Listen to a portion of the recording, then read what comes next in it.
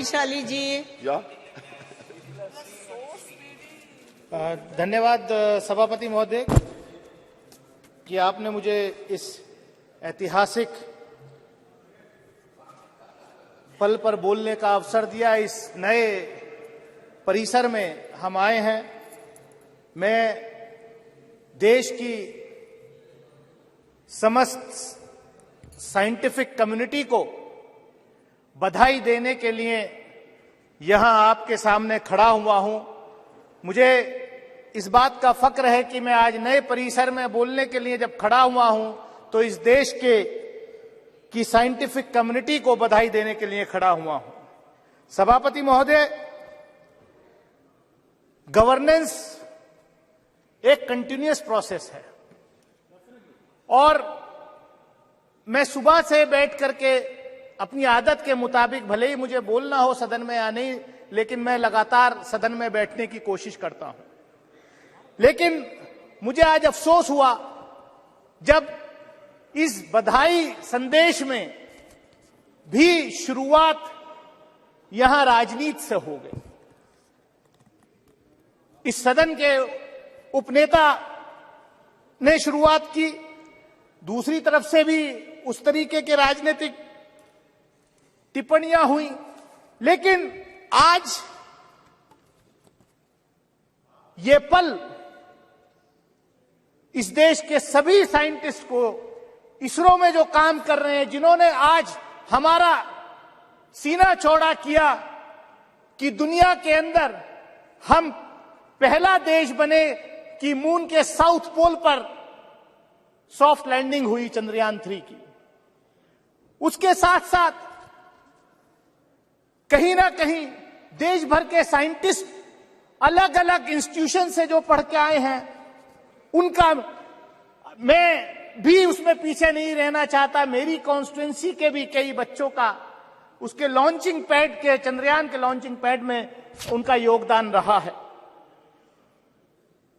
सभापति महोदय, इस सदन ने कल विमेन्स रिजर्वेशन बिल भी पास किया और चंद्रयान 3 के सफल लैंडिंग में महिलाओं का बहुत बड़ा योगदान, फीमेल साइंटिस्ट का बहुत बड़ा योगदान रहा है।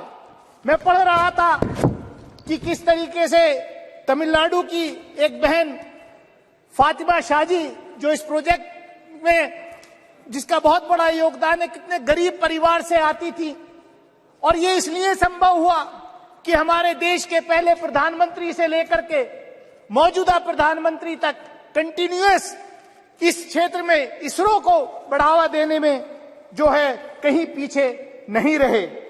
पंडित जवाहरलाल नेहरू इस देश के पहले प्रधानमंत्री, उनके साथ जो शिक्षा मंत्री मौलाना अबुल कलाम आजाद थे, उनके जमाने में उन्होंने जो IIT वगैरह जो बड़े इंस्टीट्यूशंस खोले, उसका आज नतीजा हम ये देख रहे हैं।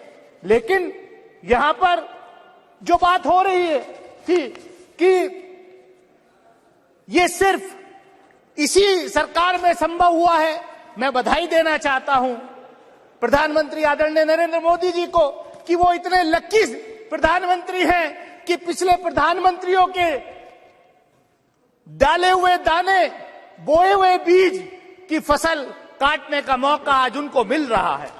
ये अच्छी बात है, लेकिन ये भी सच्चाई है कि पिछले बजट में इसरो का 8% एलोकेशन बजट में कम हुआ है। ये किसी से छुपा नहीं है, क्या ये किसी से छुपा नहीं है।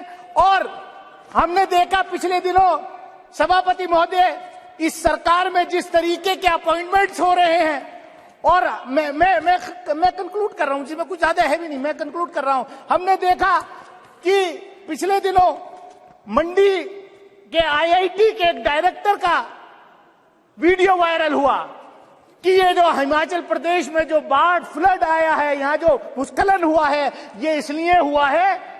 मतलब IIT का डायरेक्टर, ये सरकार कैसे अपॉइंटमेंट कर रही है कि वो कह रहे हैं कि क्योंकि ये लोगों ने यहां नॉन वेजिटेरियन इस देश में खाना शुरू कर दिया है, इसलिए जो है ये सब आपदा आ रही है। कैसी अनसाइंटिफिक बात लोग कर रहे हैं यार, ऐसे लोगों के खिलाफ कोई कार्रवाई नहीं हो रही। मैं सभापति महोदय, मैं इतना ही कहूंगा कि जो साइंटिफिक कम्युनिटी है हमारे देश की, उसको हमें जो है बढ़ावा देना चाहिए।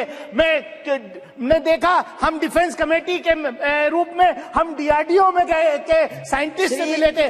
4 साल तक उनका प्रमोशन जो है वो रोका हो गया था। हमने सवाल किया, खैर अब वो प्रमोशन जो है हो रहा है। तो मैं इतना ही कहूंगा कि यहाँ पर मैं कंक्लूड कर रहा हूं, पोखरण के टेस्ट की बात हुई, 1974 में न्यूक्लियर का टेस्ट हुआ, बाद में वाजपेयी जी के नेतृत्व में भी वो पोखरण 2 हुआ, लेकिन पोखरण 2 की तैयारी नरसिम्हा राव जी के जमाने में हो गई थी।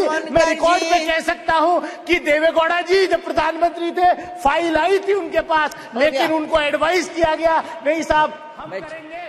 श्री विनोद सोनकर, धन्यवाद सभापति महोदया, मैं अपने को सौभाग्यशाली मानता हूं कि इस नए संसद भवन में जो आने वाले युगों तक देश का, राष्ट्र के निर्माण में अपना योगदान दे